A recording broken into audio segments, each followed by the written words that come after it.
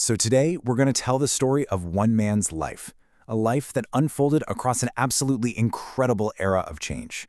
And the best part is, we're going to hear it through his own words, just as he told it to his grandkids back in 1932 when he was 82 years old. This is the story of Torger Leland. I want you to just picture this for a second. It's 1932. You're sitting with your grandpa in San Francisco. The Golden Gate Bridge is literally being built, cars are driving down the streets, and he starts talking about a world where none of that existed. This one sentence, he said, it captures everything, the whole journey from a raw pre-industrial world to the dawn of the modern age we know, and it all happened in his lifetime. Just incredible. And this right here, this lays it all out, doesn't it? He was born in this remote farming village in Norway, a world of mountains and fjords where your life was completely run by the seasons. He ended that life in a massive, bustling American city full of electricity, cars, and new technologies he couldn't have even dreamed of as a boy. So how in the world did he get from point A to point B? Okay, let's get into it. The whole thing kicks off way back in 1856. Torger was only 6 years old at the time, but the choice his family made, well, it would shape his life and the lives of every generation that came after him. And this was the promise. This was the big why. These words from Torger's father Sjur explain everything. You know, it wasn't just about running from something tough. It was about running to a very specific dream. The dream of owning your own patch of earth, of making your own way, and, most importantly, of giving your kids a future that was just impossible for them back in Norway. The trip itself, wow, it was a total epic.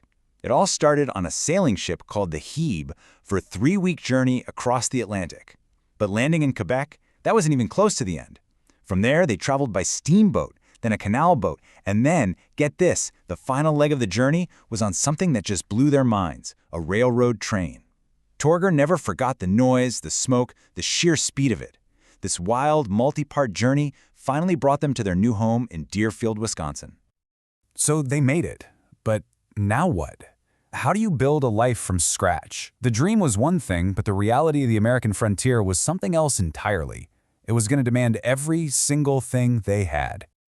Man, those first few years were just brutal. The whole family crammed into this little cabin and faced the back-breaking work of clearing untouched forest by hand, just so they could plant their first crops. They had to survive those vicious Wisconsin winters with almost nothing. But the toughest part? It wasn't even the physical stuff. And this right here just hits you in the gut. It captures the true cost of their new life. During that very first awful winter, Torger's little brother Matthias, who was only 3 years old, died. Imagine going through all of that, surviving the dangerous ocean crossing, only to lose him in their new home. It was a tragedy that would shadow the family forever. Now, this is a really interesting moment. It shows a very conscious step towards becoming American. See, the old Norwegian way of naming, where your last name was based on your dad's first name, got pretty confusing for folks in America. So the family picked a permanent last name, Leland. It was a practical move for sure, but it was also a deeply symbolic one. Okay, so fast forward 20 years. 20 years of living and working in this new country. And then came this huge pivotal moment. 20 years after he showed up as a 6-year-old kid who didn't speak a word of English, Torger took that final official step. You can just feel the pride in those words, can't you? After 2 decades of building a life here, he walked into the courthouse, renounced his allegiance to the King of Norway, and swore an oath to his new home. This was it, a defining moment. And, believe it or not, just 6 weeks later, his personal American story really begins. This is where we get to the heart of it all, his family. He meets and marries this amazing woman, Anna Notvik. She was also a Norwegian immigrant who'd come over as a kid. Torger always said she was kind and gentle, but also had this incredible strength, the kind of strength you absolutely needed to survive as a farm wife on the frontier. She would be his partner for the next 35 years. And together, wow, they filled their Wisconsin farmhouse with life. They had 10 children, building their legacy one child at a time and planting their family's roots deep into that new American soil. But life on the frontier was harsh. It gave, but it also took away. And alongside all the joy of this huge family was this deep, recurring sorrow. 3 of their 10 children didn't make it to adulthood. And this loss, it wasn't just some sad event they moved on from. No way. This grief was woven into the fabric of their lives, of their marriage. Even as an old man, decades later, Torger talked about how he and Anna would just lie awake some nights, remembering the kids they lost. And then in 1911, after 35 years together, his entire world just falls apart. Anna, his partner through everything, died of cancer. Torger was 61 years old, a widower, and the life he'd so carefully built in Wisconsin was, for all intents and purposes, over. And that brings us right back to where we started, 1932, with an 82-year-old grandfather sitting in San Francisco.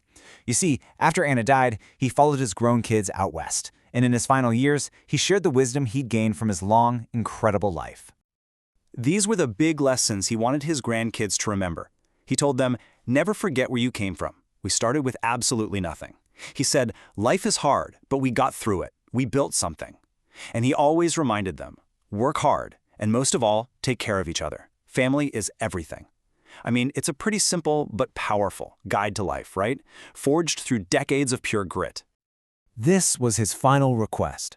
After traveling all the way across a country he'd watched grow up around him, after seeing it all change from wilderness to wonder, all he wanted was to go back to the place where it all began, that little town in Wisconsin where he and Anna built their life and their family.